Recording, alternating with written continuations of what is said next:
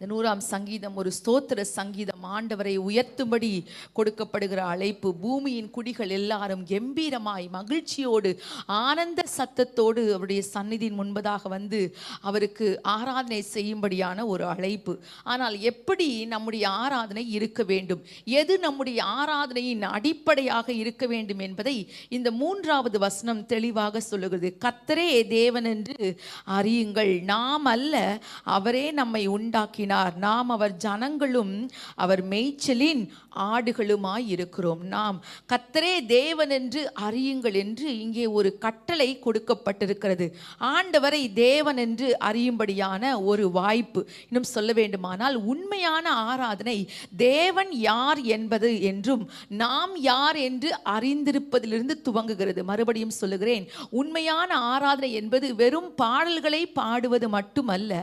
அந்த உண்மையான ஆராதனை தேவன் யார் என்பதை உளப்பூர்வமாக அறிந்து நாம் யார் என்பதையும் அறிந்து தேவனுக்கு கொடுக்க வேண்டிய மகிமையும் கனத்தையும் செலுத்துவதுதான் உண்மையான ஆராதனை. கர்த்தரை தேவன் என்று அறியுங்கள். அறியுங்கள் என்கிற வார்த்தை அது முயற்சியோடு தொடர்பு உடையது.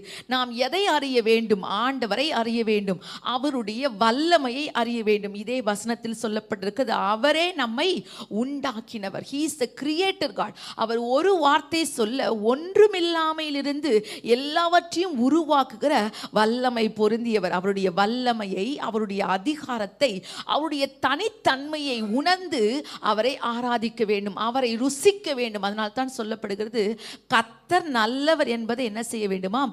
ருசித்து பார்க்க வேண்டும், அனுபவித்து பார்க்க வேண்டும். வெறும் நம்முடைய வாழ்க்கையில் வார்த்தைகளில் அல்ல, நம்முடைய வாழ்க்கையில் உணர்வு பூர்வமாக தேவன் யார் என்பதை அறிந்தே அவருக்கு ஆராதனை செலுத்த வேண்டும்.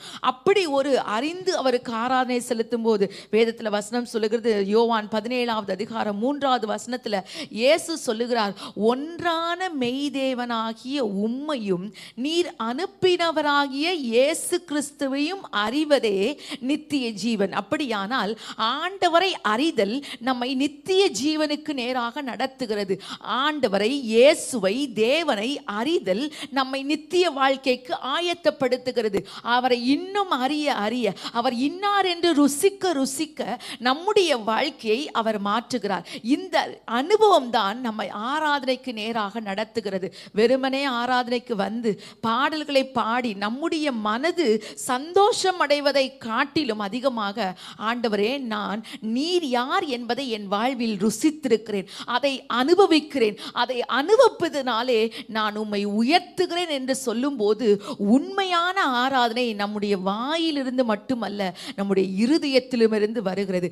தேவன் யார் என்பதை இந்த வசனம் என்ன சொல்லுகிறது? அவர் நம்மை உண்டாக்கினார் என்று சொல்லுகிறது. நம்மை குறித்து இந்த வசனம் சொல்வதை பாருங்கள், நாம் அவர் ஜனங்களும் அவர் மேய்ச்சலின் ஆடுகளுமாய் இருக்கிறோம். மேய்ச்சலின் ஆடுகள் என்ற வார்த்தை சொல்ல, அப்படியானால் ஒரு நல்ல மேய்ப்பன் தன்னுடைய ஆடுகளை மேய்ப்பது போல, அதனுடைய தேவைகளை கவனித்துக் கொள்வது போல அவர் நம்மை உருவாக்கி நம்மீது ஒரு மேய்ப்பனை போல அவர் தம்முடைய கவனத்தை வைத்திருக்கிறார் என்று ஆண்டவருடைய தனித்தன்மையை, அவருடைய வல்லமையை இந்த வசனம் சொல்லுகிறது. கர்த்தரை யார் என்று அறியுங்கள், அவர் தேவன் என்று என்ன செய்யுங்கள்? அறியுங்கள் என்று சொல்லப்படுகிறது. என்னோடு கூட சேர்ந்து எரேமியா தீர்க்கதரிசன புஸ்தகம் 9வது அதிகாரம் அதில் 23, 24 வசனத்துக்கு உங்கள் கவனத்தை திருப்புவீர்களானால், பழைய ஏற்பாட்டில் 886வது பக்கம், எரேமியா 9வது அதிகாரம் 23வது வசனம், 24வது வசனம். ஞானி தன் ஞானத்தை குறித்து மேன்மை பாராட்ட வேண்டாம், பராக்கிரமன் தன் பராக்கிரமத்தை குறித்து மேன்மை பாராட்ட வேண்டாம், ஐஸ்வர்யவான் தன் ஐஸ்வர்யத்தை குறித்து மேன்மை பாராட்ட வேண்டாம், மேன்மை பாராட்டுகிறவன். 24வது வசனம் எடுத்திருந்தீங்கன்னா சேர்ந்து வாசிக்கலாம். மேன்மை பாராட்டுகிறவன் பூமியிலே கிருபையும் நியாயத்தையும் நீதியும் செய்கிற கர்த்தர் நான் என்று என்னை அறிந்து உணர்ந்திருக்கிறதை குறித்தே மேன்மை பாராட்ட கடவன் என்று கர்த்தர் சொல்லுகிறார். இவைகளின் மேல் பிரியமாயிருக்கிறேன் என்று கர்த்தர் சொல்லுகிறார். எவ்வளவு அருமையான வார்த்தை பாருங்கள். தேவனை யார் என்று சொல்லி மேன்மை பாராட்டுறவங்க தன் ஞானத்தை குறித்தோ, தன்னுடைய பராக்கிரமத்தை குறித்தோ, தன்னுடைய தான் ஐஸ்வர்யத்தை குறித்தோ மேன்மை பாராட்டக்கூடாது. எதை குறித்து மேன்மை பாராட்டணும்னா, தேவன் எப்படிப்பட்ட எப்படிப்பட்டவர் என்பதை அறிந்து உணர்ந்திருப்பதை குறித்து மேன்மை பாராட்ட கடவன். இப்படிப்பட்டவர்கள் மேல் தேவன் எப்படி இருக்கிறாராம்?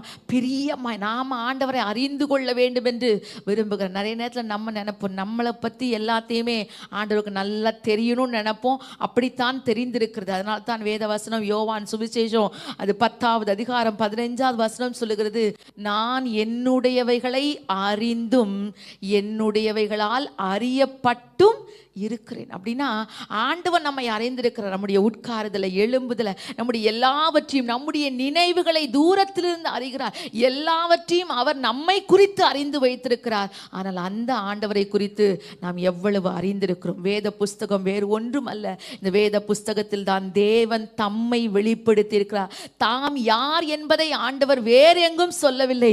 அவருடைய வார்த்தையில சொல்லி கதை வாசிக்க ஆண்டவர் தம்மை இந்த வார்த்தையின் மூலமாக நமக்கு வெளிப்படுத்துகிறார். இன்றைக்கும் அந்த உண்மையான ஆராதனைக்கு கர்த்தர் நம்மை அழைக்க விரும்புகிறார். உண்மையா இந்த ஆராதனை இருக்குமானால் அது நம்முடைய பயத்தை புறம்பே தள்ளும், நம்முடைய விசுவாசத்தை அதிகரிக்க செய்யும். அந்த உண்மையான ஆராதனை நம்மை ஆண்டவருக்கு அருகிலேயே கொண்டு வரும். உலகத்திலே பெரிய ஆசீர்வாதம் என்ன தெரியுமா? நாம் ஆண்டவரை அறிந்திருப்பது. ஹல்லேலூயா.